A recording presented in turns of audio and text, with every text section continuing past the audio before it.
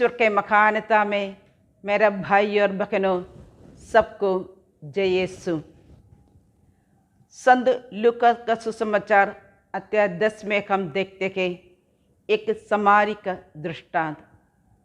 इस दृष्टांत में एक शास्त्री आकर ईश्वर से पूछा, मेरा पड़ोसी कौन है?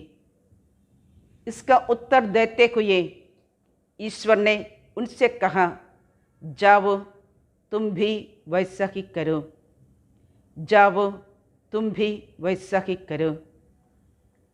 मेरे भाई और बहनों, इस अवसर पर मेरा मन में एक घटना आ रही है। दो परिवार का घटना, एक धनी परिवार और एक गरीब परिवार। गरीब परिवार में माँ और बेटा हैं। उन्होंने अपने परिवार को संभालने के लिए वे मुर्गियों को संभाल कर आ रहे थे।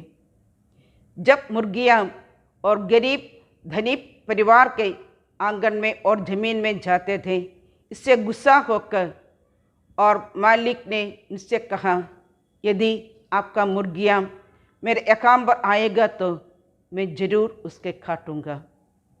इससे डर के मारे उस स्त्री ने सभी मुर्गियों को पिंजरे पर रखा।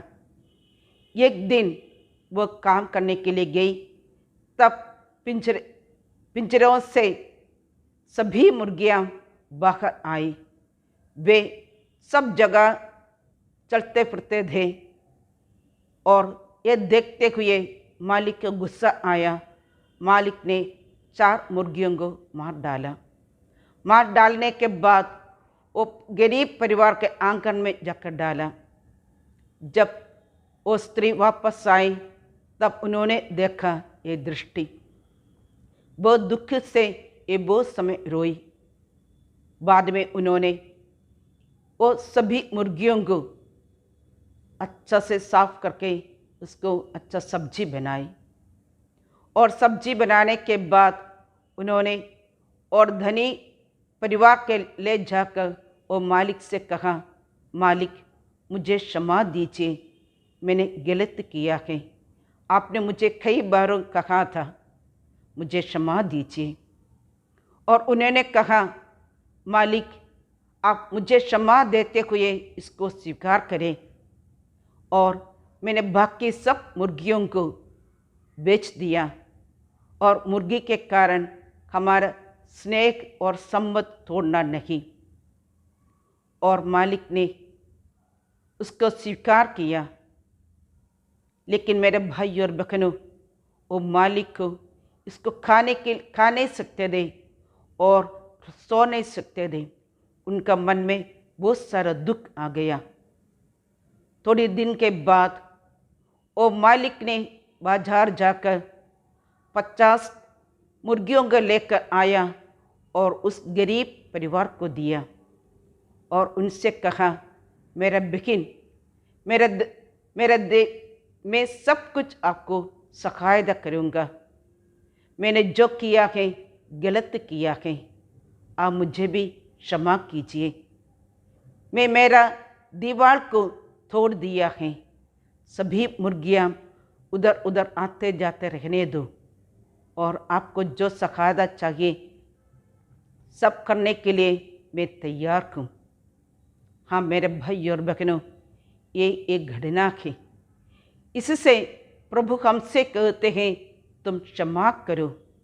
जैसे स्वर्गीय पिता हमको क्षमा दिया है, प्रभु यीशु ने क्षमा दिया है, हम भी दूसरों को क्षमा करने के लिए प्रभु यीशु हमें आमंत्रित करते हैं। हमारे पूर्व प्रेसिडेंट अब्दुल कलाम जी ने कहा, भूल जाए कल किसी ने आपको चोट पहुंचाया है, इसको अब भूल जाइए और याद रखिए कल किसी ने आपको मदद किया है।